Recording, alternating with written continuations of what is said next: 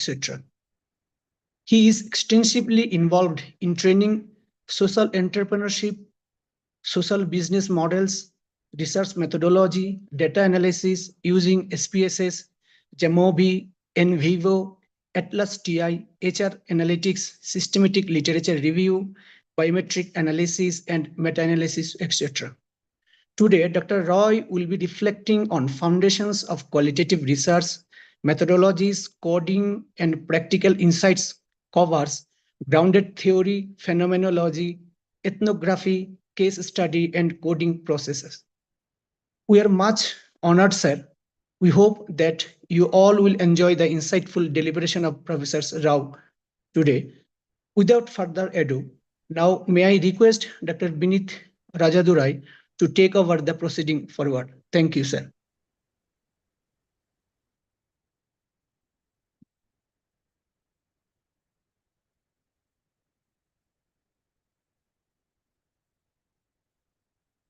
Uh, may I go ahead, sir?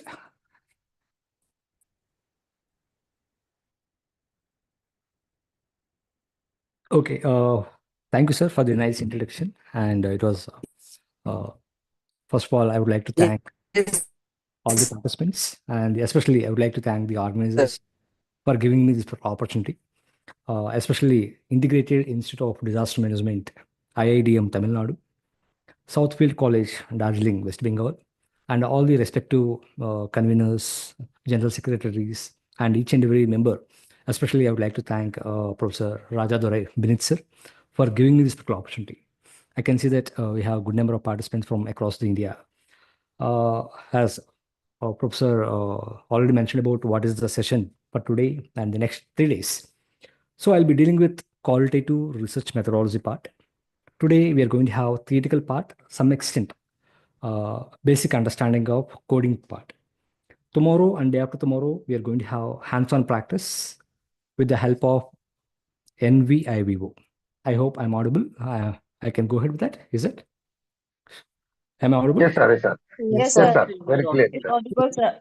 Please, please, Yes, please. Thank you. Thank you. Let me share my screen. Yeah.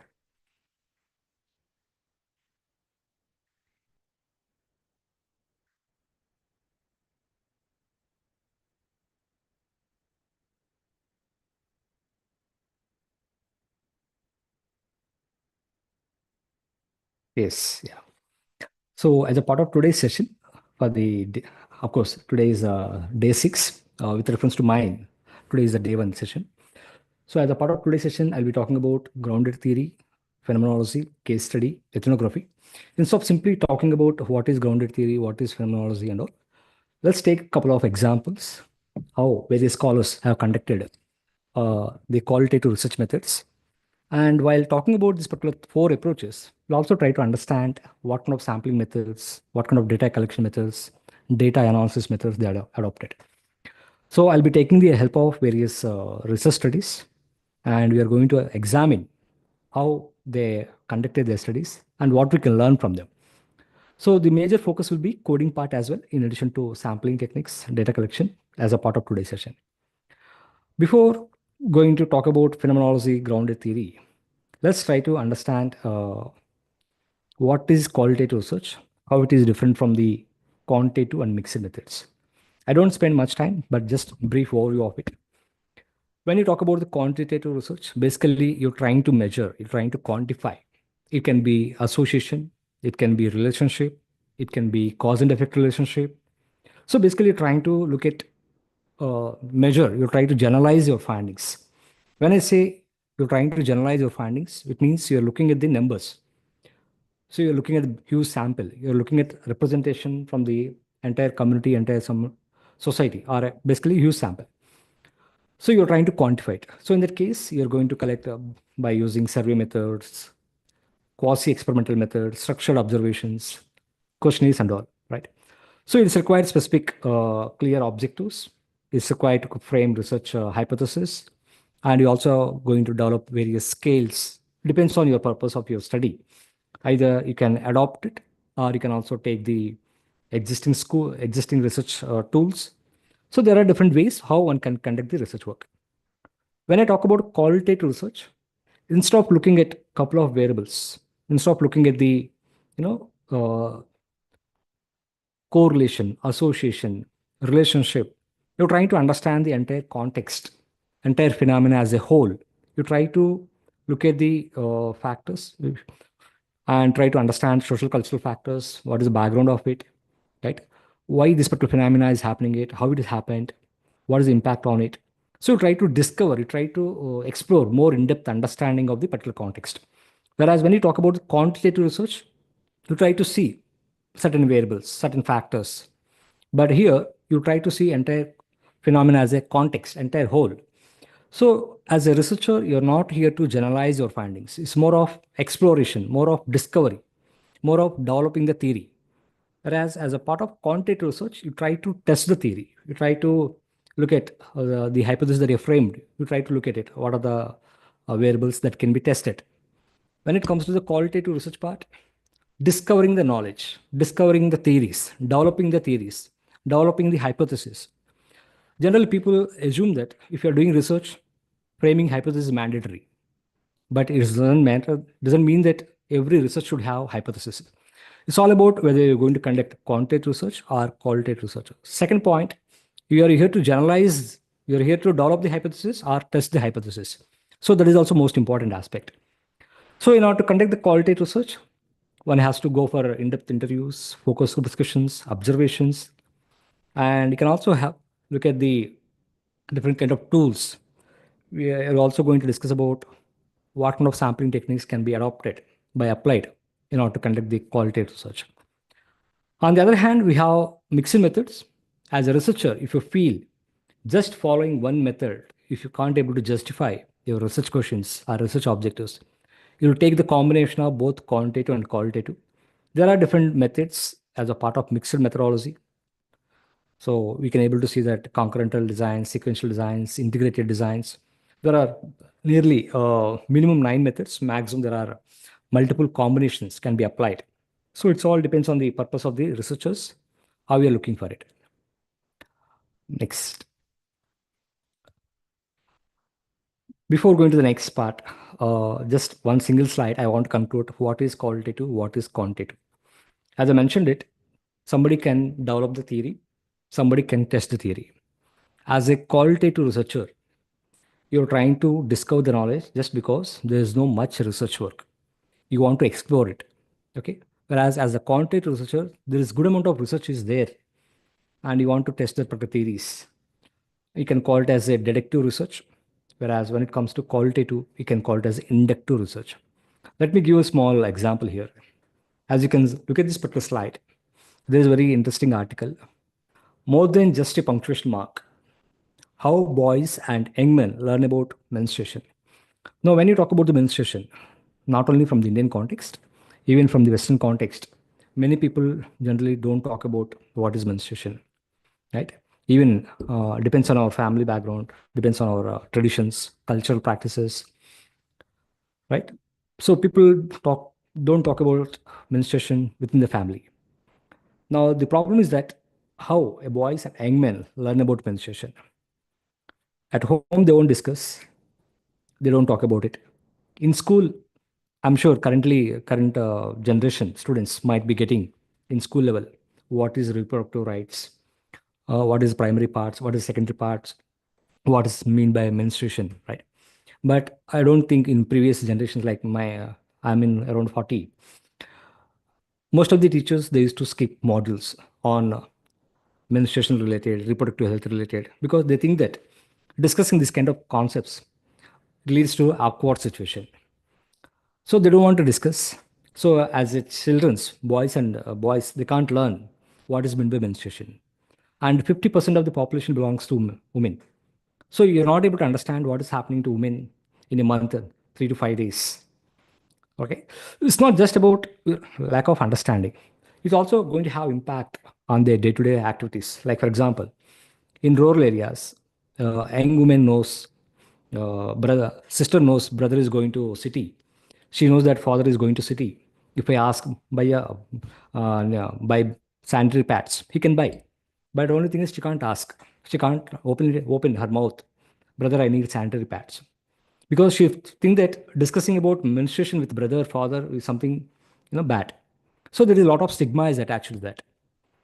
Now, most of the time, we always says that in rural areas, there is high dropout rate among adolescents girls. What is the reason? We always used to criticize policies. Government of India, government of particular state is not implementing it. They are implementing, but what else is need to be implemented? Do you have proper sanitation conditions? Do you have proper awareness about menstruation? Whether you have access to sanitary pads? So there are so many things which need to be considered. Now the problem is that being men, if you're not able to understand what is happening to women, we can't able to understand why they're not able to join, why they're not able to actively participate, what is happening to women. So there are a lot of conditions are there.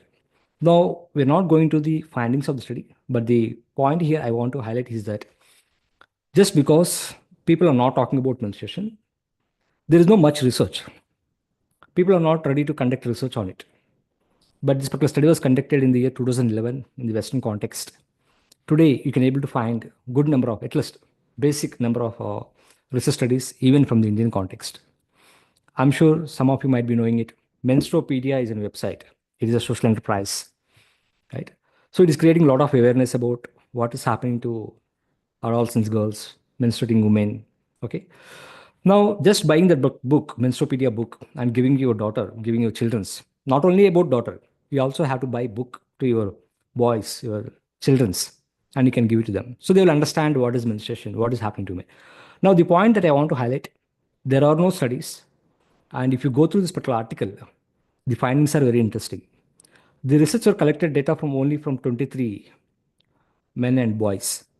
They started understanding for the first time when they started came to know about menstruation, what is happening to men, how being women, she's coping with this particular phenomena, being a mother-in-law, being an employee, being a housewife, how she's coping up with menstruation, how she's handling her situation. And findings shows that most of the people realized how women experiencing with menstruation when they started with the dating, when they got married. Till that time, many of the people, 90% of the people don't know what is happening to women. So if you want to understand knowledge, if you want to discover something like this, then one has to go for qualitative research work. Now, as a part of the inductive research, just because there is no much research, you couldn't find much research work, you start gathering the data and you start looking at the patterns. Based on that, you're going to develop the theory out of the research work. Now, when I say that, somebody can ask me, sir, is it compulsory to develop the theory out of qualitative research? The basic objective is to discover the knowledge, come up with the full rich data. Whether you're going to develop the theory or not is up to the completely to the researcher. Up to what extent you can able to explore, up to what extent you can able to look at the patterns, you can able to develop the theory out of the work. But there are certain methodologies, certain approaches we have, like phenomenology, grounded theory, ethnography, case studies, autoethnography. I have seen many of the scholars. The scholars, those are using grounded theory, have seen many of them. They have to develop the research work. They have to develop the theory out of the research work.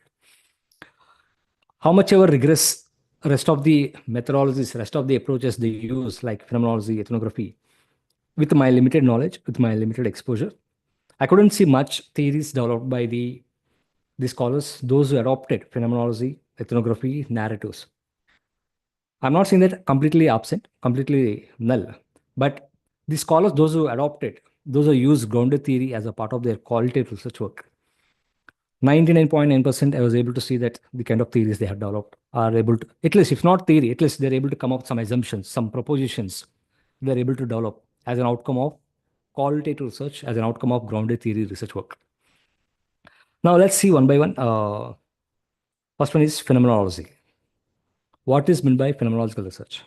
I'm sure there might be scholars coming from sociology, social work, social sciences, and those are familiar with phenomenology. Even those are coming with psychology background. You might be knowing what is phenomenology concept. Phenomenology is a concept originated from the philosophy of phenomenology by George Hegel, who tried to discover the relationship of our mind to our experiences. Now, phenomenological phenomenology is a research. It can be qualitative research. It can be a phenomenological, philosophical approach. The main objective is to understand and describe universal essence of phenomena through the lived experiences of individuals. So, as a researcher, you're trying to understand the person who is suffering with HIV/AIDS, the person who is suffering with breast cancer, or the person as a teacher. What are your lived experiences? As a leader, what are the lived experiences that we have? It can be talking about, instead of relying on the existing research or relying on the existing theories, you'll try to look at, as a human being, as a live person, how you're experiencing this particular phenomena. What kind of experiences do you have it? Now, there are two prominent scholars.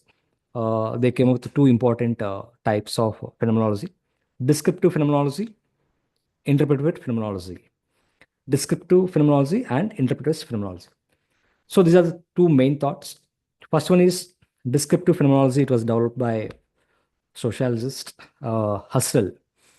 He came with a concept called whatever I'm seeing, whatever I'm observing it, whatever I'm sensing it, whatever I'm experiencing it, that is the knowledge that I'm going to discover. As a researcher, as a descriptive phenomenology, I'm going to describe whatever I'm seeing it, whatever I'm observing it, whatever I'm sensing it. Means if something out of my existence, if you're not able to observe it, if you're not able to experience it, if you're not able to sense it, that is not the real knowledge. So, as a descriptive phenomenologist, you can able to describe what you're seeing in the field, what you're observing in the field, right? Now, according to Husserl, there is a concept called bracketing. As a researcher, you always should not have any kind of bias, any kind of prior assumptions or pre-assumptions as a part of your data collection. For example, you might have seen uh, a person with a disability as a PhD scholar. If he is conducting research on disability studies, there is a possibility that whatever he or she is having experience, it might influence. There is a scope for influencing him. Now, as a part of the phenomenologist, descriptive phenomenologist, Husserl says that you might be knowing a lot of information about how a person with a disability experiencing their life, but your prior knowledge, your prior experience, prior assumptions should not influence the way you are going to look at your phenomena, the way you're going to analyze your data, the way you're going to come up with your data analysis part. So there's a concept called bracketing. Bracketing means keeping hold of your assumptions, your biases. Okay. So that you should not influence the way you're going to collect the data, the way you're going to analyze the data. Next step is intuiting. Means as a researcher, you should be open enough to learn new things. For example, as a person with a disability, myself, I know what is happening to other persons with disabilities. But I should not come to the conclusion that this is what is going to happen. I should be open enough. I should be ready to listen. I should ready to understand what exactly is happening there. Instead of I'm coming with my assumption, my experience, I keep it open, and I always should see whether any kind of bias is affecting the way I'm collecting data or not. Once we complete your data collection, you start going to analyze your data, whatever you describe, whatever you observed it, whatever you experienced it, you're simply going to describe it. Second one is, I'll go for question answers after 10 minutes. Yeah. Second one is interpretive phenomenology. As compared with the descriptive, interpretive phenomenology, just observing, just sensing it is not sufficient. As a researcher, you are going to interpret the findings, what your respondent said it. Means you are going to co-create the knowledge. As a part of descriptive phenomenology, you are simply trying to understand, you try to listen, you try to watch. Based on experiences, you start describing it. But whereas as an interpretive phenomenology, in addition to understanding, in addition to observing it, you start interpreting your findings. You are going to use your knowledge. Maybe you take the help of supplementary materials. You might be looking at the social context, historical context, current external factors. By using the historical context, other factors, by using the supplementary material, you are going to co-create the knowledge. Means instead of simply relying on what your respondent said, you take what your respondent said as a part of it, you are going to add it, you are going to interpret it. Okay, my respondent is saying like this, but what is the justification for it? What is the reason behind it? What are the internal factors? What are the external factors? What are the social factors? Are there any other factors influencing this particular phenomena? Means you're going to co-create the knowledge as a part of interpreter's phenomenological point of view. Secondly, interpreters phenomenologists, they won't accept the concept of bracketing. They say that 100% you can't overcome your prior knowledge, prior assumptions, prior bias. Some extent you can always see your bias is going to influence. But as a researcher, we have to use the concept of reflexivity. We always look at it. Okay, I'm collecting data, I'm analyzing data. Is there any way, is there anywhere I'm knowingly, unknowingly, whether my bias, my assumptions are influencing my data collection, my data analysis part or not? You need to check it out. You know, look at it at every process. You need to go for audit trial. How, as a researcher, what I observe it, what I am analyzing it, are there any bias knowingly, unknowingly to me? So if required, you can also consult your peer group members, subject members, time to time. You can check it out. This is what I'm doing on. This is what I'm traveling it. This is what my research journey is all about it. So you can check with your peer group members. Debriefing means briefing yourself, talking with other members. What is your process of conducting research? How you're traveling it. So these are the two important processes: descriptive phenomenology and interpretive phenomenology. Let me explain the concept further with the help of very interesting research study. It was a PhD thesis. The study was conducted by Donna Mary from Portland State University. I'll be sharing material with the organizer, Professor Raja Dorai sir. Definitely, sir will share with you all. Those are interested, definitely will help you. At least the scholars, those are those are in the early stage of their career. Definitely is a good source if you want to understand how one can conduct phenomenological study. So title of the study is a phenomenological study of the lived experiences of parents of young children with autism receiving special education services. Let me break it. The researcher wanted to study wanted to collect the data from the parents. Those who are having children with autism. Young children with autism means the parents, those who are having children with less than 5 years of age. Less than 5 years of age. And especially those are receiving special education services. There are two important things you should consider as a part of this particular title. The researcher don't want to collect the data simply from the people, those are having children with autism. The researcher wanted to collect the data from the children. The researcher wanted to collect the data from the parents who are having children with autism. At the same time, those are in the process of getting special education services. I'm sure one can able to understand what it mean by having child with a disability, children with disabilities in the family. No, you can't digest sometimes, right? Having child with a disability. Of course, God has given us, nobody knows what is going to happen. We have to accept it. Now, as a researcher, I want to understand how, as a parent, you are experiencing with children with autism in the process of getting services for their children's education point of view.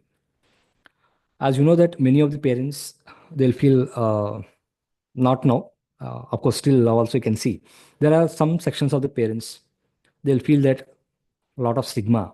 Just they don't want to disclose that their children's having some learning disabilities, special disabilities, autism, or behavioral issues. They always try to hide. They always try to hide their children's. As a parent, you yourself is not giving exposure to your children's. How can you expect from your neighbors? What kind of support you can expect from your teachers? What kind of support you can expect from the third person, right? Now, as a parent, you should accept it. You should be able to, you should be in a position to create environment for your child to learn basic day-to-day life things, right? Now, that's what researcher wanted to understand, how as a parent they are living out. The researcher collected data from the 4 parents. The researcher tried to explore who are the parents with children with autism. And she approached various NGOs. She approached various NGOs. And that particular NGO posted the requirement of respondents for this particular PhD thesis in their Facebook. One of the parent immediately responded saying that I'm ready to participate. And the participant for the first time who responded, that particular respondent shared in their her own network. So with the help of the snowball sampling and purposive sampling, the researcher collected data from 4 parents. Initially got 7 responses, but the researcher used inclusion exclusion criteria. Like as a part of inclusion exclusion criteria, the researcher posed around 5 to 6 questions like, do you have children with autism? If yes, do you have only one child with autism? One child with a disability in the family? The researcher don't want to collect the data from the family where they have more than one person with a disability. If somebody already having a person with a disability, for them experiences, they already experienced it. So the researcher don't want that kind of experiences. For the first time, only one person with a disability in the family, it makes difference. I mean, as a parent, for them, it is very tough to cope up this particular phenomena. They'll take some time to understand, right? They take some time to cope up. They take some time to accept the children's. Then slowly they'll go outside, say that yes, my child required some special education services. So first one, do you have children with autism? Second one, there must be one child with a disability.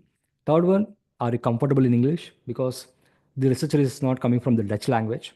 So the researcher don't want to miss the essence of the language. These days, easily you can get language translator, translating from one language to another language. But the researcher don't want to miss the essence of the experiences. So are you comfortable in talking English? The fourth one, are you willing to share 10 photographs of your children? Are you willing to share 10 photographs of your children with other family members? And as a mother, are you above 18 years of age? Because the researcher felt that the people, those are below 18 years, they are not matured enough, understand the problems. They more rely on the parents, mother-in-law's husband. They don't handle, as per the researcher opinion, they don't handle individually. They'll get more support from the other family members. So their experiences won't give much difference to the research study. So these are the 5 to 6 inclusion exclusion criteria the researcher used. By using inclusion exclusion criteria, out of 7 respondents, the researcher finalized 4 respondents. In the second stage, the researcher conducted photo elicitation method. Photo elicitation is a method, very unique method, because the researcher wanted to build the rapport with the parents. As a researcher, you are collecting data because that is your PhD research work. But as a respondent, if you're asking me about my children's, about persons with disabilities, how do you think that I will share openly, right? Because myself, I'm not able to cope up, I'm not able to accept it. I have children with a disability. How can you ask questions about my children's, my children's behaviors, my children's problems and all, right? So it is very tough as a researcher to get the data from the parents who are having children with disability, not only with the disability point of view. Even if somebody wanted to collect the data about chain smoking hobbies or different kind of deviant behavior of the children's, as a parent, generally they won't open up, they don't disclose.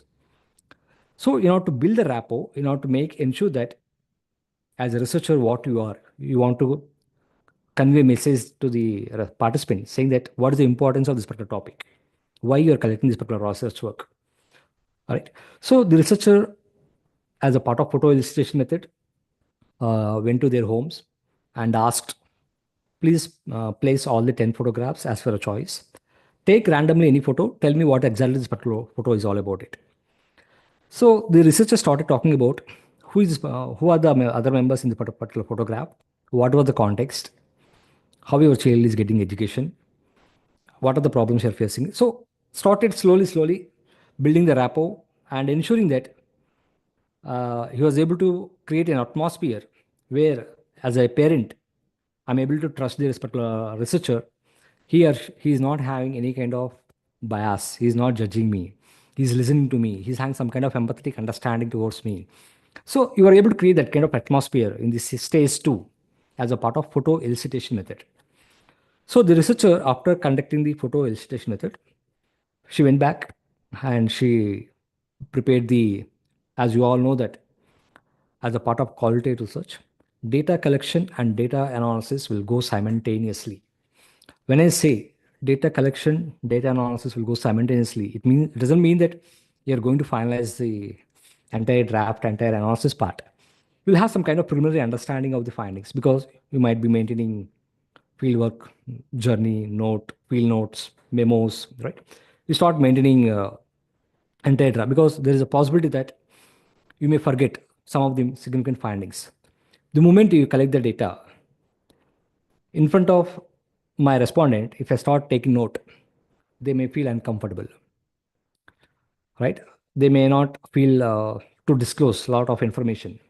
So once you complete it, go back, collect the data, analyze it, just have basic understanding about it so that you will come to know interview to interview, are you able to trace any kind of new findings, new insights or not. So after getting the preliminary understanding of the findings, the researcher conducted in-depth interview with the 4 members. And as a part of the in-depth interview stage, the researchers started taking the previous stage, photo illustration method. Okay, in our last meeting, you have mentioned about this was the problem in order to get special education services for your children. May know a little bit further more about it. I couldn't understand how you experienced it, what happened after that. So the researcher started taking previous stage as a part of probing the respondent for the third stage of the research work. So that's how researcher conducted in-depth interviews, then analyzed the entire interview. Again, the researcher says that next time I want to conduct a group interview. It's not a group interview as such. I have finalized my entire draft. Before I'm finalizing it, I just want to read entire my understanding, entire my findings with you all. I just want to know whether anywhere I committed, whether any kind of bias, whether is there any mistake. I can also see certain gaps. I want to fill that particular gap with all of you together. So the researcher requested all the 4 members together, and she shared her findings. This is what I'm thinking. This is what my understanding. So some of the participants in some of the places, they also clarified that this is not what happened. This is how it happened. Now, why I'm explaining this particular entire process of data collection is that if you want to understand phenomenological analysis, the entire story, I don't call it as a story, the entire research findings that I've given to you right now, it is going to help us understanding how one can analyze the phenomenological study. If you want to analyze the phenomenological study, these are the 7 important steps. First one is, after collecting the data, you are going to read the description. You are going to read the descriptions, like what are the interviews that you completed. You might be having data with you. Like, for example, this is not the interview. This is a small script, okay? Just imagine that this is an interview. The first stage is that reading the descriptions. Reading the descriptions means you start reading the entire interview that you have collected it. What are the field notes that you have it? You started reading entire transcription. You started understanding yourself what kind of data that you collected it. Reading description, that is familiarizing yourself with the data that you collected it. Second stage, extracting statements. Okay, now as a teacher, I can see that many of you are professors, are going to be professors or might be presenting papers. You might be preparing so much of material. You might be reading for one concept, you might be reading 7-8 concepts, 7-8 papers. You start underlining some of the significant, this particular point I want to highlight. But as a part of the research work, while reading your interview transcript, you start highlighting some of the significant findings of your study. When I say significant findings or significant statements, it means you might be keeping your research questions, research objectives in mind. Okay, as a part of my research objective, research questions, these are some of the significant findings. This is something relevant. Now, when it comes to the qualitative data collection, there is high possibility that there is a lot of data may not be relevant to you, but you have to listen still. You can't ask These are my 6 questions. You have to answer only these questions, right? You can't get the cut information for questions. There is a possibility that in order to answer your question, the respondent may tell so many things. You should listen, you should have patience. You should be in a position to understand what is relevant, what is not relevant. You can't tell on the spot, this is not relevant to me, please don't say more on it. Right? As you're going to collect a lot of data, you should be able to decide, you should be able to determine which is relevant data, which is not relevant data. So you will start underlining it. Okay, these are some of the significant statements, some of the significant findings. Once you start identifying the significant statements, from the particular significant statement, you start coming with meanings, like you start coming with coding. What is meant by coding? Tomorrow, day after tomorrow, that is my third session. We are going to have hands-on practice with the help of the software. How we are going to go for coding. I am going to give you some interview transcript. So we are going to be hands-on practice with that. Formulating meaning means you are going to generate certain codes. I'm sure some of you might be knowing Professor Saldana, a very well-known scholar in the area of qualitative research work. The coding manual this is a book. This is a reference. You can find it out. Coding means it is a small, for example, I'm reading one line.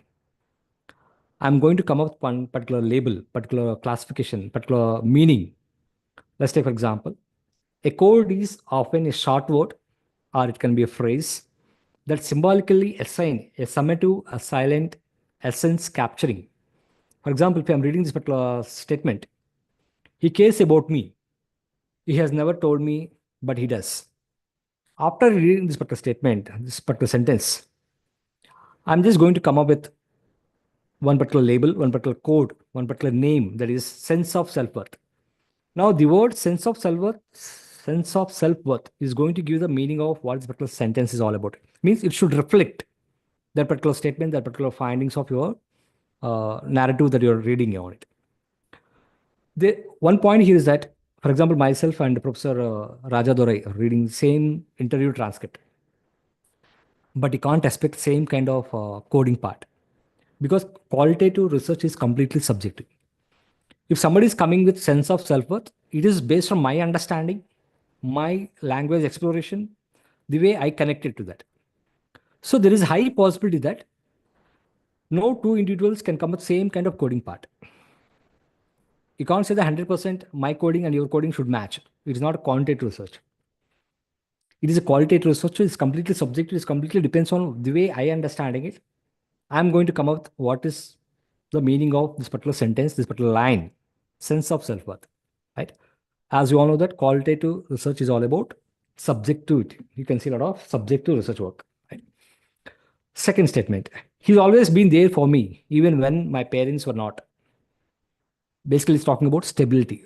As for this particular researcher, this particular sentence, this particular line is talking about stability. Now, as a part of the stage 3, as a part of the data analysis part, you are going to come up with identifying the codes. You're trying to come up with formulating the meanings, right? Once we come up with the meanings, that is finalizing the codes, you start connecting these particular codes and start identifying the themes. How to identify the themes? Let me look at this particular slide.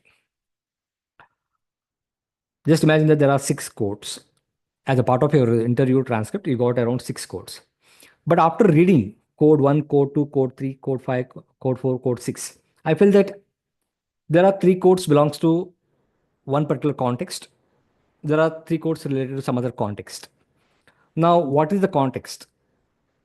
It all depends on what is the code. What is the code? Let's take your example. Look at this particular sentence.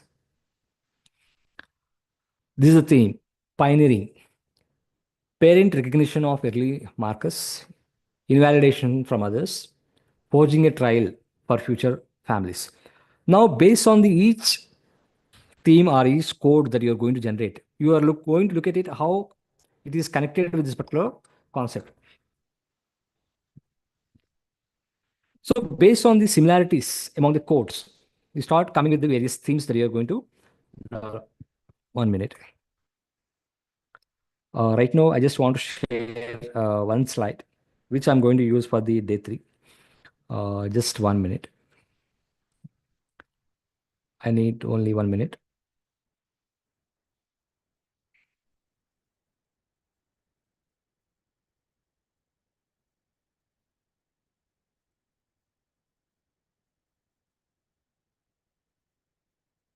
I'm sharing my screen. Though I'm not going to detail right now, I'll be sharing on day 3, just for the sake of simple example. Okay. So this is my title, Exploring the Impact of Social Enterprises on Community Development. This was my topic. Okay. For this, if I'm conducting thematic analysis or chronological thematic analysis, for this particular topic, exploring the impact of social enterprises on community development, I've gone through the interview transcripts. Stage 1, familiarizing yourself with the data. Familiarizing yourself with the data. Stage 2, you're going to generate the quotes. Like, for example, from the interview transcript, I'm going to come up some of the quotes. Now, after generating the quotes, okay, after generating the quotes, I'm going to search for the themes. This is the slide I want to explain. How I'm going to search for the themes. I have so many quotes like trash-based economy, charging trash-based economy, charging companies instead of job creation, breaking poverty cycle. I'm able to bring this name, the theme, based on my understanding of the quotes. There are so many quotes, but I'm trying to look at it. All the quotes can be clubbed under particular theme. I can't randomly put it, okay, this code belongs to that particular code, that particular theme, this code belongs to that particular theme. I need to see how trash-based economy related to balancing social and economic objectives. Breaking poverty cycle, how it is related to balancing socio-economic objectives, right? So I'm trying to look at it because all the codes, like code number 1, code number 3, code number 4, they're all talking about economic and social goals of the social enterprises. How, as a social entrepreneur, you are balancing economic value as well as social value, how you're contributing towards your beneficiaries. So these are some of the quotes I got it from the interview transcript. Similarly, if you read theme 2, empowering marginalized communities through inclusive practices, I'm able to come up, this is what, as a researcher, I'm going to come up with this particular theme based on the quotes I got it from my research work. Like, for example, disability inclusion, skill development, right? These are the quotes. I've gone through the text, I've gone through the context, in what way disability inclusion, how Vishesh coming with making inclusion strategies for person with disabilities, how Jaipur Rugs providing skill development for the rural artisans. Based on my context, understanding the codes, I'm able to generate these particular themes. Okay. I can't blindly, I can't randomly come up with any themes. How it is connected, how it is built. Okay. Lastly, sustainability for long-term growth. Like, for example, circular economy, sustainable livelihoods. These are all connected with the sustainability for long term. If it is an NGO, they're going to provide daily basis services. Okay, you belongs to person with a disability, take 100 rupees. They are doing charity. Whereas when it comes to social enterprises, they're not giving anything at free of cost. They want to bring some changes instead of attacking instead of treating the symptoms. They want to attack the underlying causes of the problem. They want to make the people independent. They want to make the people independent. So they are looking at sustainability for long-term point of view. What I mean to say that once you're a researcher, as a researcher, if you generate your codes, you're going to come up with categories based on the context of each code and how each code is connected with the other code. Overall, what kind of theme you can able to generate it, right? Maybe we'll have a third day in more detail about it. I'm also going to give the interview transcript. One day before, I'll give the interview transcript so that tomorrow I'll share the interview transcript. You can also go through that, and third day we'll have hands-on practice with that. So the point that I want to highlight is that I don't know whether you understood or not. Let me give you one more example. I'm sure all of you know Sustainable Development Goals. We have around 17 Sustainable Development Goals, right? 1 to 17 goals we have it. We all know that every goal is interlinked. Every goal is interdependent. But however, we can also separate all the 17 goals under social goals, economic goals, environmental goals, and two separate goals. Like for example, goal number 1 to goal number 6. I'm also accepting that every goal is interdependent. It cannot be isolated. But at the same time, on periphery level, we can able to separate it. Like social 1 to 6 can be called as a social goals. 7 to 11, we can call it as a economic goals. 12 to 15, we can call them as a environmental goals. Goal number 16, it talks about the justice, strong institutions. Goal number 17 talks about partnership. Now, I'm able to decide goal number 1 to 6 related to social goals.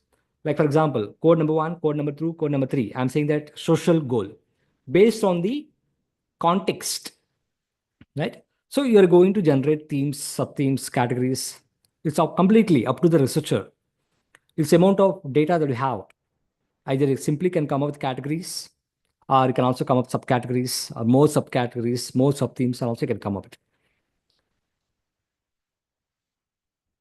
I'll take 5 more minutes, then I'll go for question answers. Yeah. Once we come up with the themes, you synthesize your findings as a part of phenomenological study. As a part of your phenomenological study, validating findings. Do you remember, as I mentioned, that the researcher invited all the 4 respondents for the group interview, like a group discussion. Basically, it was group discussion where the researcher uh, completely reported what she understood from their findings. Are there any miscommunications, gaps? She was able to cross-verify the findings with all the 4 respondents. Then you're going to finalize it. So this is all about phenomenological study as a part of one can do that. Similarly, we also have slightly almost the same interpretive phenomenology. Almost same in that case. We don't have much difference. Only thing is, as a part of interpretive phenomenology, you're also going to take the context, like social context, historical context, situational context, and you'll also take the supplementary materials. Then you're going to develop your knowledge. You're going to co-create the knowledge. So this is all about the phenomenology. Are there any questions? Shall I go ahead? If there are any questions, please let me know in that case. Is it clear so far? Anyone? Yes, sir. Any questions? Shall I go ahead? You can go ahead, sir. We can go ahead with that. Yes. Yeah. Okay.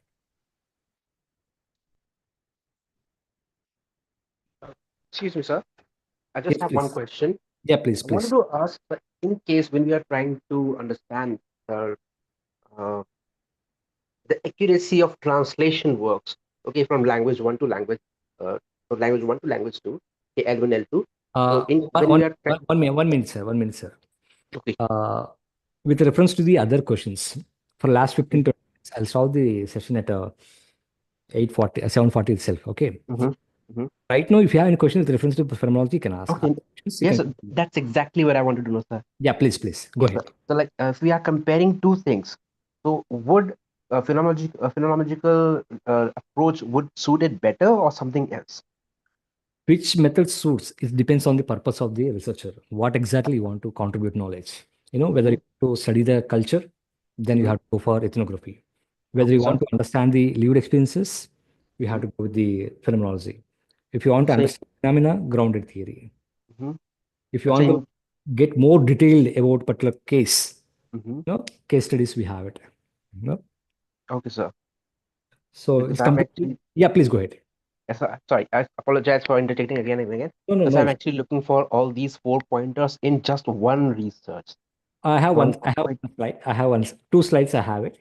Uh-huh.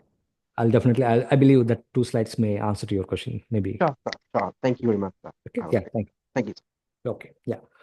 Next one, we have grounded theory. I think we have completed 1 hour. Next three, I'll go briefly, and if there are any questions, I'll answer it. Grounded theory is a qualitative research method used to develop an in-depth understanding of the phenomena by generating the theory that is grounded in the data collected. So just like any other qualitative approach, it is an inductive method. The main objective of the researcher is to develop the theory from the ground, from the raw data that you have developed, that you have constructed, that you have collected data from your field. Construction of hypotheses and theories through the collecting and analysis of the data. That is a major purpose of the research work.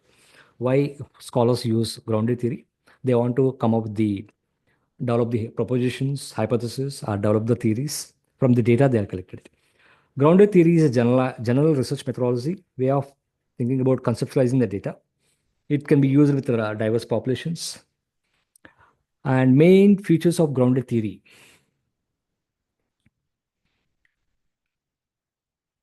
Concept development. As I mentioned it, if you want to develop the theory, if you want to develop the particular concept, in that case, grounded theory is the best option. And systematic approach. As a researcher, if you want to understand the entire context as a whole, if you want to develop holistic understanding of a particular phenomena, instead of talking about particular variables, particular relationship, association, if you try to look at entire phenomena as a whole, and if you want good at front, back, entire more knowledge about particular field, and you can use it holistic approach. Contextual, this is similar, just like a holistic understanding. It is based on iterative process. Now, when you talk about the grounded theory, there is concept called saturation, data saturation, or theoretical sampling. As a researcher, if I'm not getting any new insights from my data collection, I'll stop my data collection and I'll look at my preliminary findings. Of course, I'll stop my data collection based on my understanding about the preliminary findings of this study. If I feel that if I couldn't get any new findings, new insights, I'll revise my research question. Again, I'll go to the field. Again, I'll start collecting data. Again, whenever I reach data saturation, again, I'll stop my data collection. Again, I'll revise my research question. So it is completely, you start looking at phase 1, phase 2, phase 3, what kind of data that you got it. How phase 1 is different from the phase 2, how phase 2 is different from phase 3. So it is a completely iterative process, forward, backward. You start looking at the entire data that you collected it. Just because you have thorough understanding of the data that you collected it, you are able to develop the theory out of the research work. And as you are going through forward, backward, and you're looking at the phase 1, phase 2, phase 3, you always look at it while selecting the codes, while analyzing the data. Is there any way some kind of bias, knowingly, unknowingly, is attached? So you might be using reflexive as a part of your data collection process, data analysis, especially data analysis process. And while analyzing the data, self-reflection is one of the most important principle of grounded theory part. As I mentioned it, as it is an inductive research, you start understanding the patterns. Based on the patterns, you develop the theory out of the research work. Let me talk about one important study. This is the article. The main objective of this particular article was to help the scholars how, as a scholar, can develop the grounded theory. So very nicely documented this particular article. Step by step, they have given methodological stuff, how one can understand how to conduct the grounded theory research work. The researcher conducted a study, an organizational study. The researcher collected data from Brazilian women. Especially, the researcher collected data from the Brazilian female executives, whether aging process having any kind of impact on their day-to-day life. The researcher collected data from the female Brazilian executives to understand whether aging process having any kind of impact on their day-to-day life. So the researcher initially collected data from 15 people. The research question was, how does the aging process affect? 1 minute. How does the aging process affect the personal and professional areas of Brazilian female executives? Now, the researcher in the first stage, this was the research question. After collecting around 15 interviews, the researcher realized that most of the researchers, most of the respondents, those who are close to 40 or above 35, they are able to share something, some kind of new insights. But the people, those are 25, 30 years or below 30 years, their findings are not having any kind of significant value. And the researcher felt that I think this is the time I should revise my research question. So what the researcher did, instead of collecting data from the people in general, the researcher started collecting data from the people, those are above 40 years or 40 and above 40 years. Okay. And the researcher, women who already worked as executives and worked in other activities at the time of interview. Earlier, the researcher collected data only from the female executives. In the second phase, female executives plus the people those are working in other activities also. Right? It's like, for example, 8 former executives, meaning the people those already earlier worked as a former executives. So they also collected data process. After collecting the second phase, the researcher realized, okay, now this is a time for me to revise the question. How do female executive experience aging process, especially who had already worked as a executives, worked in other activities at the time of the interview? In addition, women who had already worked as executives and decided to stop. So the researcher changed the participants. This time, in addition to a previous profile, the researcher also collected data from the people, those who decided to stop working. Fourth stage, the researcher also collected data from the people, those who decided to start their own business. The matter is very simple.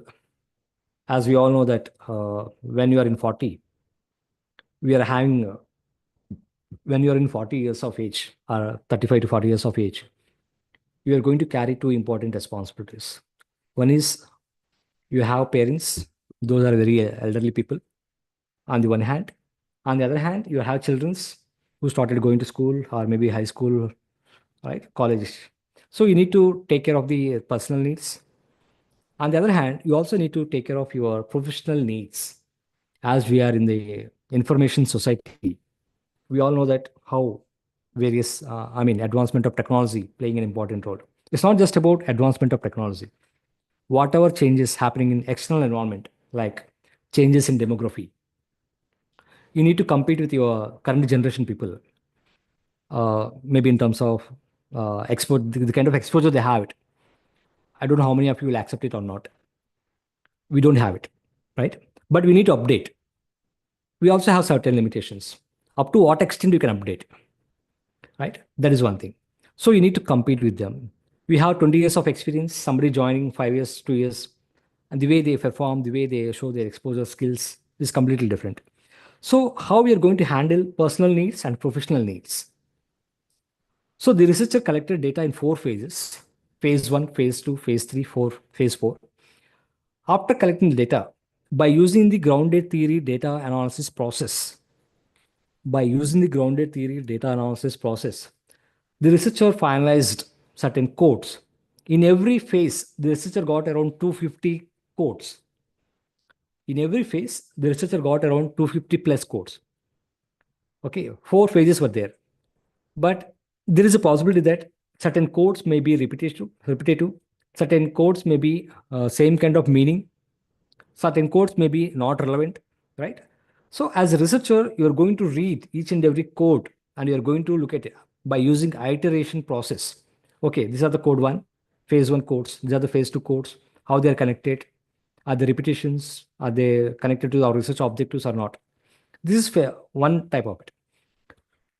If I want to understand how one can conduct grounded theory data analysis, there are 4 important stages.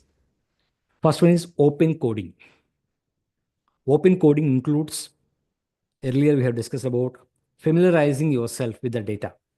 What of the interview that you conducted or what of the interview transcription that you have it with you, you start understanding what kind of data that you collected it. Once you start understanding, you start identifying the significant statements. Then you start looking at generating the codes. So everything comes under open coding. As a part of phenomenological study, stage number 1 to stage number 3. Familiarizing yourself with the data, identifying the significant findings, generating the codes. These are all comes under open coding. This all comes under open coding of grounded theory data analysis part. Stage number 2, Excel coding. Like once you generate the codes, you start connecting these particular codes into categories or start generating codes into various themes. Now, once you come up with various themes, you start developing how they're related. You start developing the story out of it. You start developing, connecting the link out of this. Let me show you this simple example based on the same study. As I mentioned that in every phase, the researcher got around 250 codes. There are 4 phases, means the researcher got more than 1,000 codes. But at the end of the data analysis part, by using all the 1,000 codes, the researcher came up with 6 categories, like 6 themes we have. For example, professional background. Under professional background, what are the things we have? Building up a career, barriers to professional rise, consequences for women. Now, under this particular theme, this particular category, we have 3 subcategories we have. As a part of professional, you're trying to build your career, you're trying to compete with your current generation, you're trying to adopt yourself with the external factors. It can be demographic factors, or it can be advancement of change in legal aspects, or any kind of natural calamities or disaster, whatever may be the external factors that we have it, right?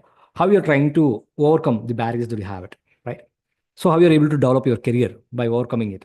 If you're able to overcome, what are the consequences? If you're not able to overcome, what are the consequences? It's not compulsory that everybody will have positive consequences or everybody able to overcome. So what happens? Second one, daily life of a female executive. How you're able to fulfill professional demands and personal demands.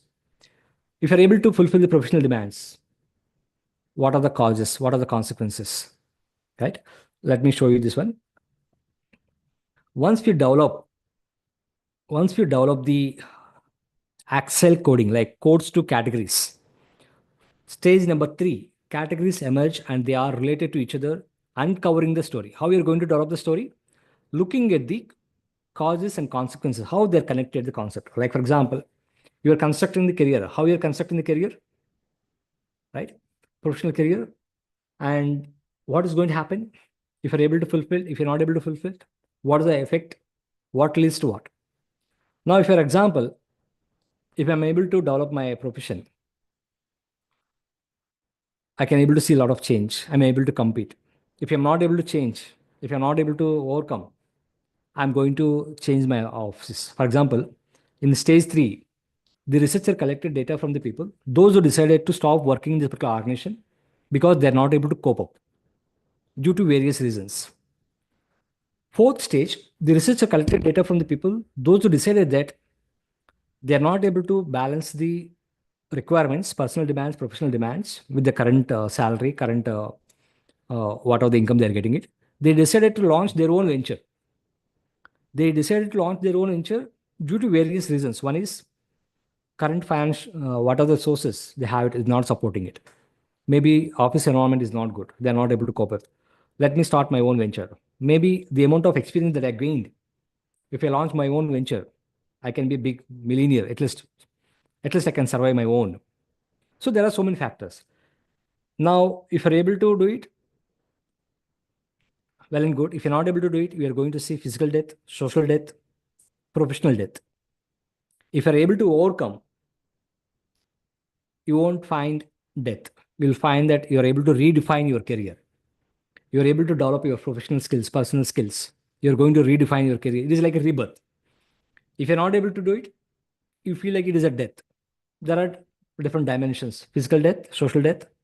I request all of you to please go through this particular article that I'm going to share with you all. The point that I want to tell you is that as a part of stage number 3, after developing the categories, after developing the themes and sub-themes, you're trying to develop the story out of it. You try to tell how it is connected, what is happening it, how they're connected, these particular themes and sub-themes. What are the major findings of your research work? As a part of stage number 4, you're also going to take the help of the existing research work. It can be correlating, it can be contrast, right? So are there any existing research to support your research findings, current findings of this work? And if not, how we can develop the theory, just because there are certain gaps are there, right? So these are some of the ways as a part of the grounded theory, how one can analyze the data. There are 3 important stages. Someone can also, one of my colleague from Tata Institute of Science, her research work is on psychosocial experiences of survivors with breast cancer. Again, it was based on the grounded theory. Okay. Let me go with the case study. When it comes to the case study, whenever you want to understand complicated concept, phenomena, whenever you want to develop the theory, just like a grounded theory, whenever you want to test the theory, not only generating the theory, even testing the theory, whenever you want to evaluate the policies, particular program, particular scheme, particular intervention, particular, like for example, particular leadership style, particular work culture style, that if you want to evaluate it, you can take the help of case studies. Case study can be conducted with a, just don't mind. I kept the logs in shoe rack. Shoe ర్యాక్లో పెట్టున్నాను. Shoe ర్యాక్లో పెట్టాను. నేను మాట్లాడుతాను, తర్వాత మాట్లాడతా. Shoe ర్యాక్లో పెట్టాను చూడు sir. Sharan షూస్లో పెట్టా. Sorry.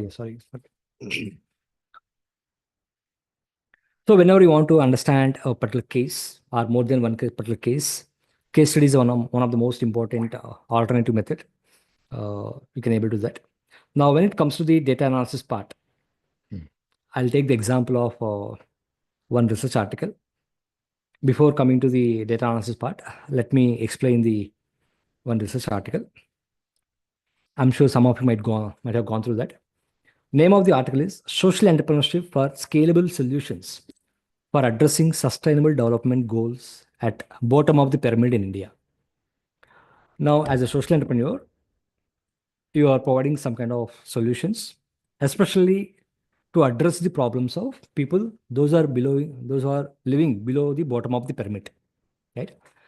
And second objective of this particular study is that what is the impact of this particular social enterprises in terms of contributing towards sustainable development goals. So these are the 2 important objectives of this particular case study. The researcher collected data from 3 case studies.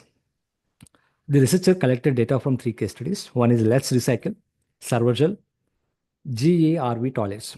I don't go in detail about each case, but some of you might be new to the social entrepreneurship. I'll give you a brief explanation about one of the social enterprise. Let's take, for example, Let's Recycle. Let's Recycle is basically providing services in terms of waste management, recycling, reusing the services. Secondly, it is also providing employment opportunities for the rack pickers. I'm sure many of you might have seen, you are seeing in our day-to-day life, rack pickers. On average, every rack pickers will bend 800 to 1200 times in order to collect the waste. It can be hazardous waste, it can be wet waste, it can be dry waste, right? They don't have any kind of equipments. They're not trained to collect the waste, right? Generation to generation, they are continuing same occupation. And there is no guarantee that at the end of the day, they'll get 100 rupees, 250 rupees, 500 rupees. Luckily, they may get some iron, they may get 100 rupees, 200 rupees. So their complete life is at risk. Now, what Let's Recycle is doing that, they're taking rack pickers as an employee of the organization. They're taking rack pickers as an employee of the organization and providing dress and providing salaries. There is a regular income, monthly wages, monthly salary. Okay. Now, in terms of their livelihood, it is improved. Let's Recycle, they also worked as an intermediary between the insurance companies. They also worked as intermediary between the microfinance institutions. Means they're able to get medium-sized loans as well, small financial services also, health insurance as also. Secondly, just because they're having ID proof as an employee of a particular organization, they're able to avail all types of social policies what government of India, particular state is providing. Earlier, they keep moving from one place to another place. They don't have ID proofs. They are not able to get any kind of social services like ration card services or food grains under National Food Security Act, whatever the services we have. Today, life is completely changed. I'm talking about the beneficiaries of the Let's Recycle. Now, if that is the case study, what I'm going to do that? I'm going to collect the data from the rack pickers. There is a lot to talk about it, but our scope is completely different. So I'm going to collect the data from the rack pickers. I'm going to collect the data from the founder of the organization. I'm going to collect the data from the people, those are giving investment, are donors of this particular venture. I'm going to collect the data from their annual reports, websites. I'm going to collect the data from family members of the rack pickers. Means I just want to understand the impact of particular venture. In what all way it can be impact. See, primary beneficiary is a rack picker. Secondly, you and me also are beneficiaries because we are all different stakeholders. Let's Recycle, providing employment opportunities for the person rack pickers. They're also providing services in terms of waste management, recycling. Means environmental support they are doing it, right? What kind of environmental, how much waste we are generating? On average, each one of us are generating 0.8 kgs. On average, 0.8 kgs waste we are generating per day. So how we are able to manage this kind of waste that you're doing? So in that case, in this particular article, they came up with analysis like within case analysis, cross case analysis. When I say within case analysis means what is this particular enterprise is all about it? What is the vision of this particular enterprise? What is the mission of this particular enterprise? What are the motivational factors influenced this particular enterprise to launch their venture? So basically, I'm going to provide brief details about the brief profile of the venture. Whereas when it comes to the second phase, as I collected data from 3 social enterprises, I'm going to look at the theme. I'm going to generate the codes just like previous stage. So I look at cross case analysis.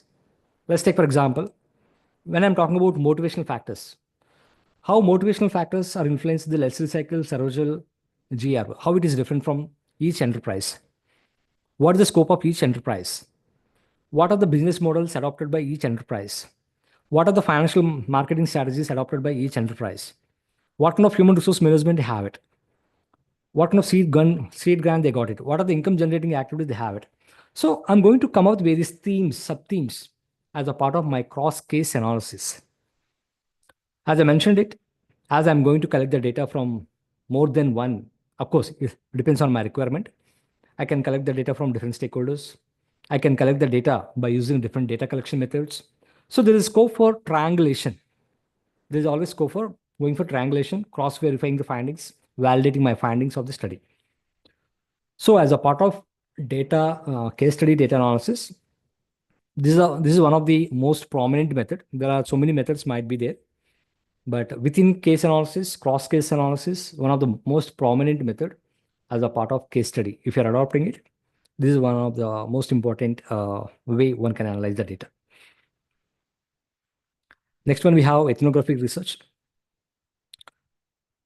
As a ethnographic researcher, if you want to understand the culture of particular community, it can be institutions, it can be tribal cultures, it can be a university culture, it can be students' culture, it can be family culture, whatever may be that. If you want to understand cultural practices, in that case, one can go for ethnographic research work.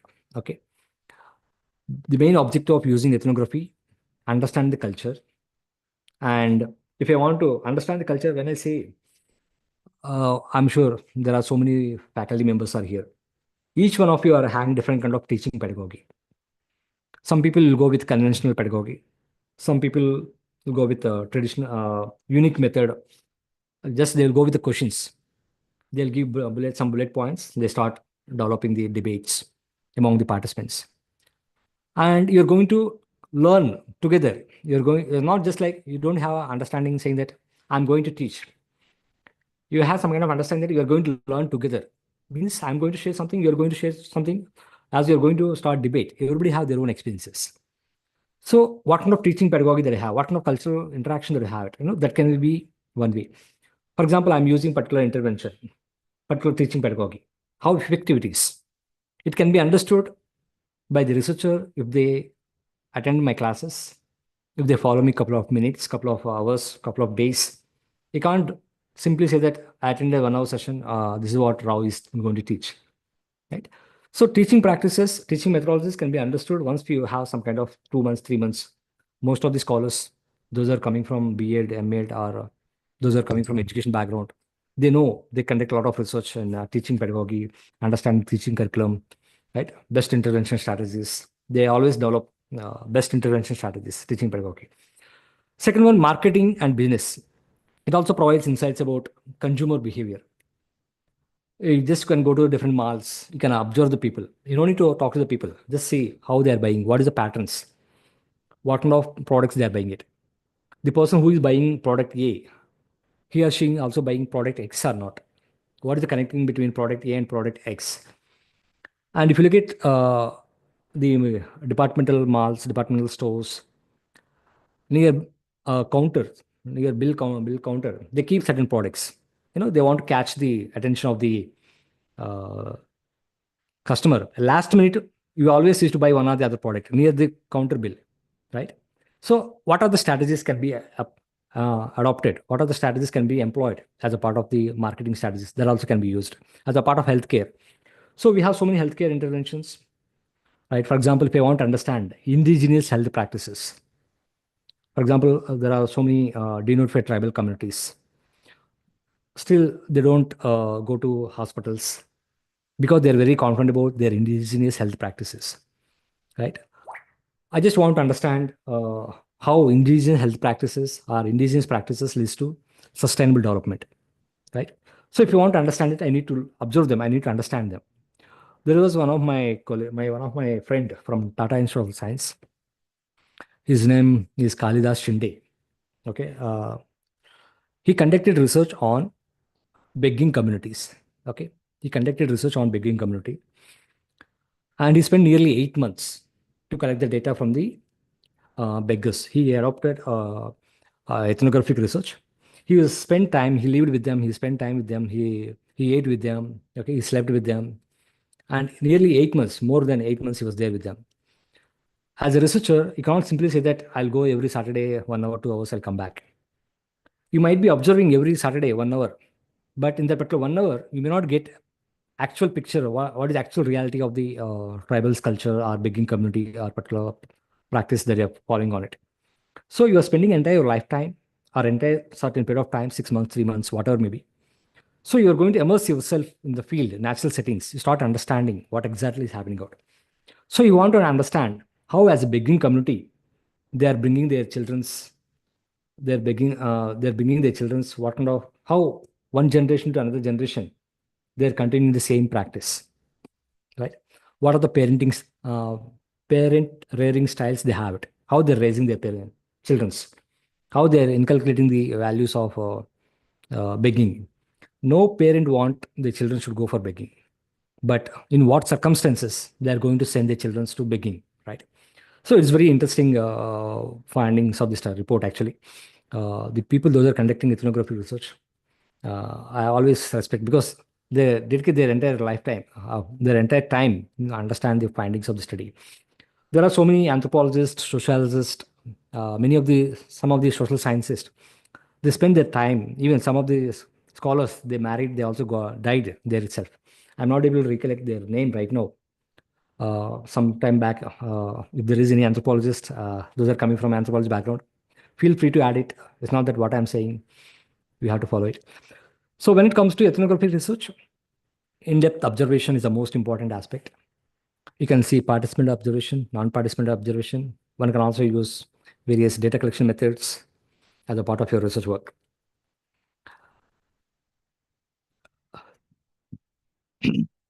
When it comes to analyzing the data, what people are doing, what are they trying to accomplish? As a researcher, as we are going to observe, you're trying to look at it, what exactly they are doing on it, what is connected with the cultural practices, how exactly they do this. what are the meanings are attached to that? What are the strengths they use it? What are the problems with that practice? How do members talk about it, characterize it, understand? So these are the basic questions. It's not compulsory that every research work will have similar kind of questions. But as a researcher, as you're going to use observation as one of the important methodology or data collection method for your research work. So these are the basic questions can be used as a part of your data analysis. I have one slide as a part of ethnography. I'll talk about it the last 15 minutes.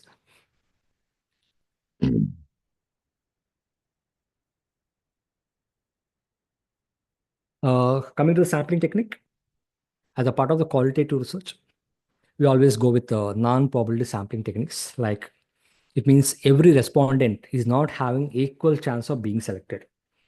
So I don't want to discuss right now, but as you all know that these are some of the sampling techniques. If there are any questions, I'm going to answer it. Like convenience sampling, judgmental sampling, quota sampling, snowball sampling. Okay.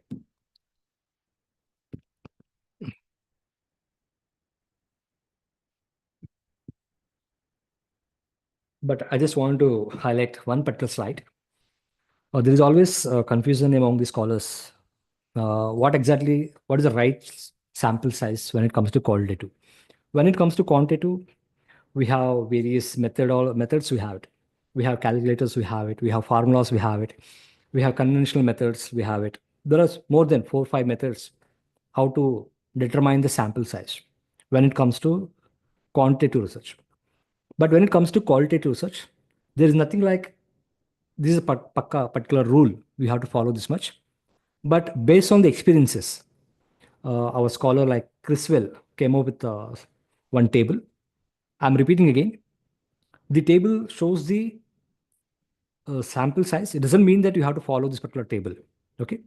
This all depends on the purpose of the study. Your purpose of the study decides how much data that you are going to explore it, or the kind of respondents that you got it. That decides whether you are able to get the data that you are looking for it. For example, I collected data from 35 people, but still I feel something is lacking, something there is a gap. So I will go for more data collection. But there is a situation that I collected data from 5 people. I'm able to see that I'm not getting any more new findings, new insights. So either I can revise my research question or I can go for stopping the data collection.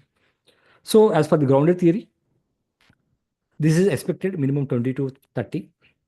I'm repeating again.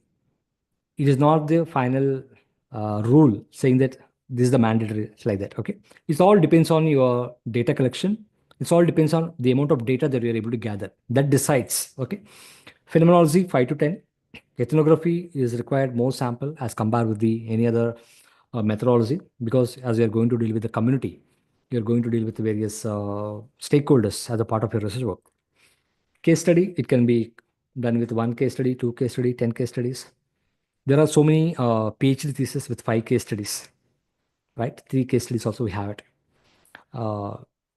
So 1 case study also you can able to write 1 paper easily. Even if it is MPhil dissertation or MA dissertation, 1 case study is sufficient.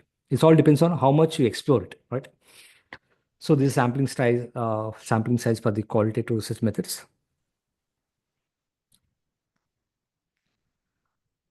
We already covered majority of the data collection methods. I also seen that previous before me, there are so many professors discussed about what is qualitative research. So if you have any questions further, I'll be dealing with that. Qualitative data analysis is what are the differences and what are the similarities between all the 4? If you look at the phenomenological study, approach-wise, inductive, all 4 are inductive, means you are observing the data, you are trying to look at the patterns, and you develop the theory out of the research work from bottom to top. Inductive means from bottom to top. Deductive means from top to bottom will come in.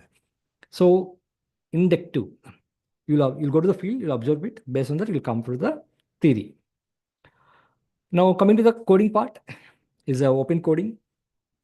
When it comes to the grounded theory, open, Excel, selective coding. Ethnography, descriptive and in vivo coding. Means in vivo coding, as a part of, you're going to describe what you're observing it, what you're seeing it.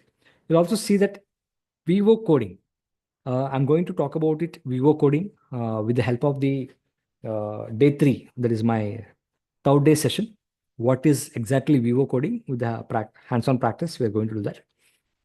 Fourth one is case-oriented coding, means you're taking 4 cases, 2 cases, and as a part of case study, first stage is within case analysis, second stage is cross-case analysis. So you are going to have 2 stages of data analysis. First stage will be basic profile. Second phase will be entire cross-case analysis. Entire findings will be analyzed with the help of various categories, themes we are going to have it. Focus, emerging themes, grounded theory, conceptual categories, ethnography, cultural patterns, case study, specific case aspects. Based on your research objectives, you're going to look at more. Like, for example, I want to understand what are the motivational factors influences social entrepreneurs to launch their ventures. Or, for example, what are the strategies of social ventures leads to sustainable development. So specific aspects related to that, you're going to have it. One of our colleagues was asking about how to decide which method we have to go for it. If you want to understand the lived experiences, you have to go for phenomenological study. If you want to understand or develop the theory, if you want to develop the concept, develop the theory, then you have to go for grounded theory.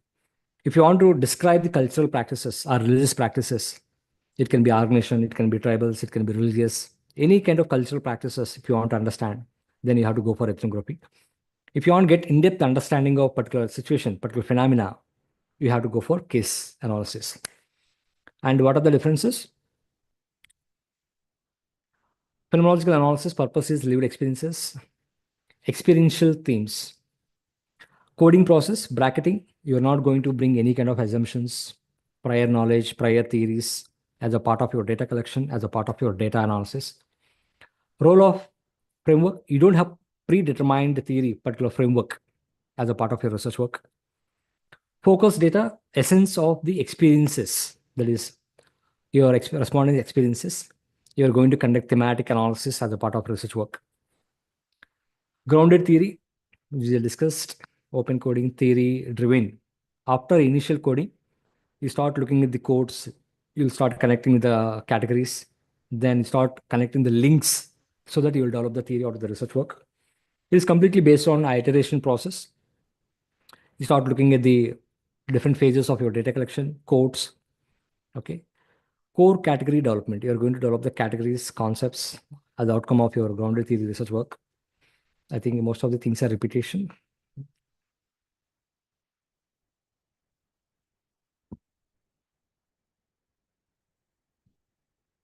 There are a few more methods other than the what we mentioned in the flyer brochure. We also have discourse analysis, especially those are coming from literature, humanities, or media and cultural studies. Even some extent social science scholars, they use discourse analysis. There is one kind of framework. Framework analysis, just like you have some theory in your mind, some framework in your mind. So you can also use framework analysis. This is like a deductive analysis. Framework analysis, nothing but it kind of deductive content analysis type. Okay. So these are some of the analysis method. As a part of day 3, with the help of the software, we are going to conduct thematic analysis. We are going to conduct content analysis. We are going to conduct sentiment analysis. And we also look at the sentiment, content, thematic analysis. We are going to conduct it as a part of day 3 session. Last slide before going for the question answers. We also need to address validity in your qualitative research work. Like, what is the credibility of your research work? Now, at the beginning of the session, I mentioned that as a researcher, we are least concerned about generalizing our research findings. However, I also wanted to ensure that my credibility of the research work, there is no any kind of bias, there is no any assumptions, right? The kind of research I have done it, so people can rely on it. They can rely on my research findings. Credibility depends on the amount of fieldwork that you have done it, the amount of fieldwork that you spend time for collecting data. For example, as a part of quantitative research, I can collect data within 10 minutes, 15 minutes from each respondent, right? But when it comes to qualitative, it may take 1 sitting, it may take 5 sittings, it may take 10 sittings. If I'm using observation method, I may have to spend 2 months, 3 months, 6 months also. So that shows the amount of time that you have spent on it. It shows the amount of data that you're able to explore, the amount of richness of data that you have it. Use of peer debriefing. It's always better to discuss your findings with your peer group members, your expert, some of the experts, some of the well-known experts in your own area. Instead of sharing, your findings, you can talk with them. You can share. This is what I'm getting. These are my findings of this study. Is all about it, right? So they'll also come to know. They may add something. They may add to you that okay, there are some studies out there. Why can't we explore that? You may get some new dimension, some new scope of the work. Triangulation. Triangulation. You can see that everywhere we have triangulation. Triangulation is nothing but whenever you are using more than one data collection method, or whenever you're collecting more than different kind of data sources, or different time plans, like 6 months once, 3 months once, and different age groups, different categories of the respondents, different stakeholders, right? In that case, you can able to say that it is a triangulation. Member checks, time to time, you're going to check it out from your framing your research objectives, from framing your finalizing your research gaps, finalizing your research questions, the way you prepared your research tool, and the way you're collecting data, the way you're analyzing every step, you can able to check it out. You can call it as a audit trial, actually. So based on this particular trial, member checks, you can also ensure that how you are conducting, what is the credibility of your research work. Time sampling, the amount of time that you have spent it, okay. Provide thick description, the amount of description that you got it, that shows the amount of data that you collected, what is the transferability of it. Purposive sampling, most of the researchers, they use purposive sampling, like non-judgmental sampling, non-probability sampling technique, because they have some criteria. This particular respondent is the right respondent for me to give me proper justification, to explain, because he or she experienced it. They are the right candidate, can give the basic understanding of what this particular phenomena is all about it, right? So code recode strategy, as you look at the grounded theory, every phase you got the codes, and you're not simply finalizing, okay, these are the from phase 1, phase 2, phase 3. You're able to check it out. Code 1, code 2, code 3, code 4. Are there any repetitions? Are there any duplicates? Are there any irrelevant? Right? You're going to look at code recode strategies. There is a possibility that 3 codes might be talking about same context. So only thing is, instead of having 3 different names, you should give one name that can give the justification for the entire all the 3 codes, right? Triangulation, again, peer examination, practice reflexivity. You always need to practice as a qualitative researcher. Is there any kind of bias? Are you able to see directly or indirectly as a part of your research work? How to minimize the bias? There is always possibility. It depends on the background that you're coming from. Depends on the stakeholders that you're interacting with. There is scope for some kind of biasness always. Maybe you may jump to the conclusion. If not, if you don't have bias, you may jump to the conclusion. You may not ready to learn what exactly is happening in the field. So these are some of the important things. When you talk about the weakness, strength of the qualitative research, researcher can gain a lot of rich data. It produces in-depth understanding of the particular phenomena, particular context, and you're going to gather data in natural setting. And when it comes to the weakness, there is always scope for bias, but we have to use the concept of reflexivity. Participants may not be able to express themselves. Every person may not be the same, right? You can't get the same, you can't expect data from every person in the same manner. So it also depends on the respondent researcher, what kind of environment that you're going to create it, what kind of probing skills that you have it. So what kind of ethical practices that you follow, what kind of confidence you can able to create to the people, right? What kind of trust you are able to build among your respondents. That also matters a lot. Generalizing, that I mentioned about it. Vague responses. There is always possible that you may get a lot of irrelevant data time to time. So you need to address that as well. So this is for today. I'll be sharing the link with the organizer before coming for tomorrow's session. If those who want to practice simultaneously along with me, if you can install before coming for tomorrow's session, that will save our time. I'll be sharing the link how to install the NV-IVO. along with the instructions, like video I'll be sharing with you all. If you can able to install it, that'll be much more helpful. Any questions? In the meanwhile, I'll share the link how to install it. Session is open for question answers. Please let me know if there are any questions. Sir, I have a question. My research, my name is Mahavesh firstly. My question is that I have a research topic. I'm just joining the PhD. I have a research topic of role of non-governmental institutions in cancer care in Kashmir. So I have specified in Kashmir. Now in this, I have to analyze the work of a non-governmental any institution. So in this case, is it I have to apply ethnography, case study, or a case study? So I am confused, a bit confused, because if I wanted to study whole system, then is it a ethnographic study of a particular non-governmental institution, that how they support in a healthcare sector in cancer care, Uh, or a case study? See, one point is very clear. Nobody will suggest you which method you have to adopt it. Okay. Point number one, as a researcher, what is your purpose? For example, I mentioned whether you're trying to understand the culture, whether you're trying to understand the lived experiences, whether you want to develop the concept and develop the theory, whether you want to explore the concept in detail from different dimensions, right? Now, in that case, if you want to understand particular concept in different dimensions, and you want to study the name of organizations, you can go with case study. But if you want to study the organization culture, health practices, in that case, you can go for ethnographic study. If you want to understand the patient's experiences, or maybe doctor's experiences, you can go for criminological study. So what is your purpose? That I'm telling you, maybe other colleagues maybe can add it. It is not correct, right, to suggest someone you go for this methodology, not for this methodology, right?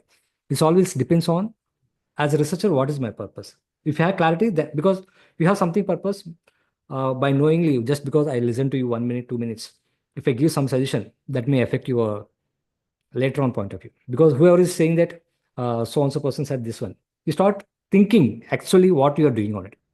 So you should know what exactly you're doing on it.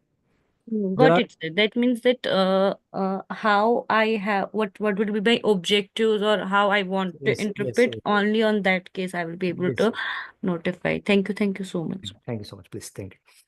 Before taking the second evening, question, sir. I just want to inform you all Good that evening, I sir. have shared the YouTube link in the chat box. I request all the members. I also share with the organizer. Please Good evening, sir. copy that particular link and ensure that before coming for tomorrow's session, install the NVA. Please go ahead, sir. Good evening, Yes. sir. Good evening, sir. Please go ahead, sir. Sir, this is Hanumanta. Sir, this is Hanumanta from Karnataka, sir. Good evening, sir. Please. So you already mentioned that your friend Tata Institute ethnographic studies on beggars community. Yes, sir. So can you mention that name once again, sir? Name of the person? Name of the person, sir. Kalidas Sinde. Kalidas Sinde, sir. Kalidas Sinde. Thank you, sir. So, sir, I am also studied on beggars in Karnataka. Okay. A beggar in Karnataka is sociological study. Great, sir. Great, sir. So, Okay. already, sir, my methodology is participant observation, snowball sampling. Okay. Okay. So, I'm also become a beggar, sir, to interview the beggars. So, it can call ethnographic studies or participant observation. Right? See, participant observation is the method of data collection. Ethnography is the qualitative approach. Okay. You are using data collection methods. There are different kind of data collection methods, like interview data collection method, observation. Yes, within observation, we have 3 types of methods. We have participant observation, non-participant observation, observation checklist. If you want to do it quantitative research, you can go with observation checklist also, right? Like, for example, by using observation checklist, I can also do it qualitative. I want to see what are the objects they're using on it. As a tribals, as a beggars, what are the day-to-day life things we have. So participant observation is a data collection method. Ethnography is the qualitative research approach. Okay. Yeah. Thank you, sir. Thank you so much, sir. Please, sir, please. Welcome. Any more questions? If anybody would like to add anything, or if this session is okay for you or not, please let me know so that I can see tomorrow's session. I can improve it more. This is Devi, Disita Devi. Thank you, ma'am. Thank you so much. Preeti, any questions? Preeti Priyam Sharma. Thank you, ma'am. Thank you so much. So I have a question. Please, ma'am. Hello, am I audible? Yes, yes. Please go ahead. Yes. Hello. Yes, madam. Please go ahead. Okay. So suppose I'm hello. Yes, Ma'am, you are audible, ma'am. Kindly proceed with your question. Okay. Suppose I'm going. I wish to conduct a study on a particular population, maybe a tribal or a particular type of population, and Which population? maybe tribal population, and through secondary data, what I come to know, like the sample size that I may get in the field may range from 30 to 40. So, which method will be appropriate for that kind of study? Which method you are saying it? Yes. No, I'm asking what are the options you have? What method you want to apply? You are asking about data collection method? Like, yes, for mixed method, can I apply it? See, I didn't get the clarity. Are you conducting qualitative research or mixed method research?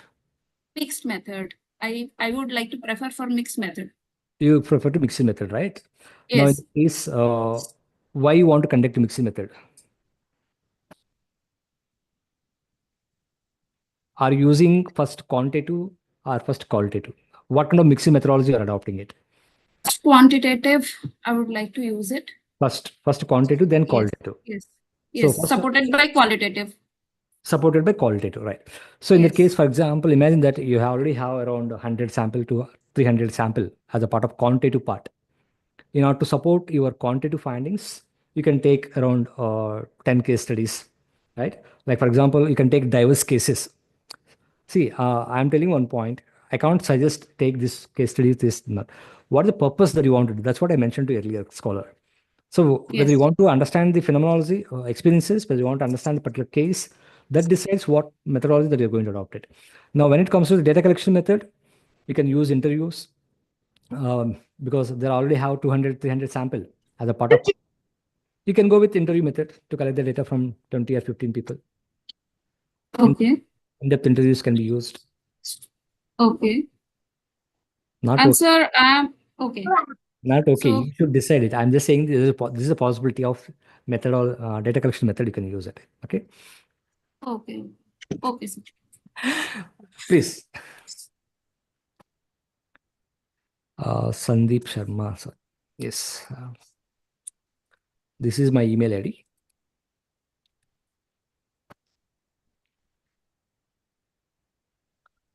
Yes, please. Anyone, please? Any questions? Was this session helpful or not? Sir, one of the participants were asked a question about we can study a family as a culture. Kindly elaborate on it. Kindly acknowledge it, sir. Yes, sir. Family as a culture, definitely we can study, sir. That is as a part of ethnography. We can understand family culture. Because you want to see any difference between different families? Family as a culture definitely can be studied here. Yes. What is there any specific question, ma'am, other than that?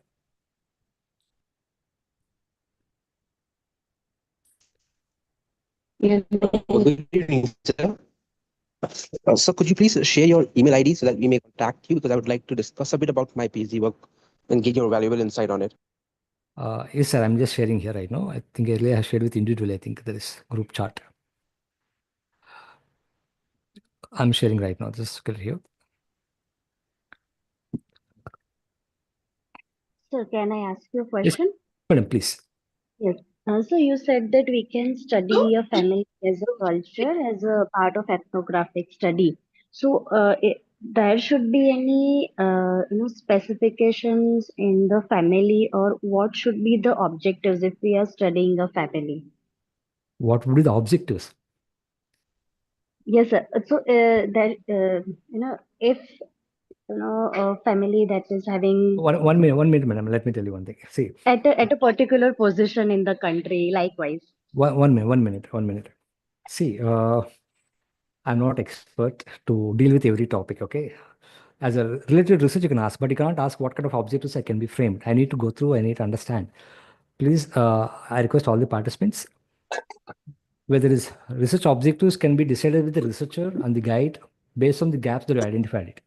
Nobody can suggest you what kind of gaps, objectives can be framed, what kind of research questions can be framed, what kind of research hypothesis can be framed. Please, okay? And don't ask also anyone, please. Even your guide suggests also don't first confirm yourself based on the objectives, based on the gaps that you identified. Don't rely on that person may be expert, but don't before relying on it, before taking their words, test yourself what kind of gaps are there. Then you take that particular objectives. Objectives nobody can give you, madam. Please. Sorry if I say something wrong. Anybody can also add it, please. No, sir. I didn't mean that because this topic is new for me. No, So, I'm not only new for you, not only new for you, ma'am, for everyone is new. so sir, I was just wondering that how can we study a family as a culture? So, if you can share a study or a paper on it, it will be a great Sorry, help. ma'am. Sorry, ma'am. I don't have exposure to that. Okay. Okay. Yeah, Okay, thank please, you, sir. please, Thank you please, so much. please. Yeah. Anyone else? Any questions? Good evening, sir. Good. Please, madam. Sir, I'm Rupashi Wazir, PhD research scholar. Sir, I wanted to ask what is the difference between narrative analysis and thematic analysis? Just wait for the third day. Okay. Today, I had discussed about the thematic analysis. Thematic analysis, yes, Like sir. we have thematic analysis, we have 6 stages as per the concept given by Brown Clarke. But same thematic analysis can be applied by the phenomenologist, but they'll have one more extra step. 7 stages they have it. That name of the stage is cross validation. So if you look at my first 1 hour session, it was on phenomenology. The phenomenologist applied thematic analysis only, but there are 7 stages. In general, thematic analysis, we have six stages, like familiarizing ourselves with the data, identifying the significant statements. Third one is generating the codes. Fourth one, connecting the codes with the categories. Fifth one, reviewing the themes that you generated. And finally, sixth one is uh, developing the entire concept out of it. So we are going to see on third day 3. Narrative analysis, though I'm not going to discuss with any example, just because you asked it, I'll show you steps of conducting the narrative analysis part. Yeah. Thank you. Thank you, sir. Please, yeah, definitely. Yes. I have shared email ID. I think yes. I'll ask the Raja Dorai sir, please share with you all my email ID, please. Yeah. Let me share once again.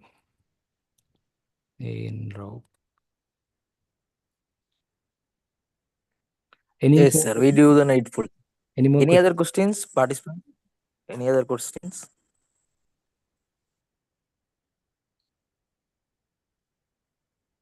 Any feedback? Was it helpful?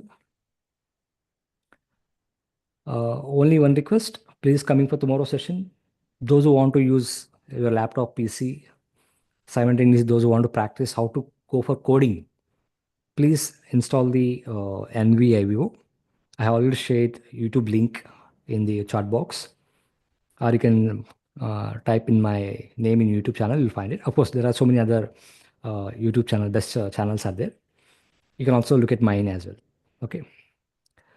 Thank you, ma'am. Rupanshi, ma'am, thank you so much.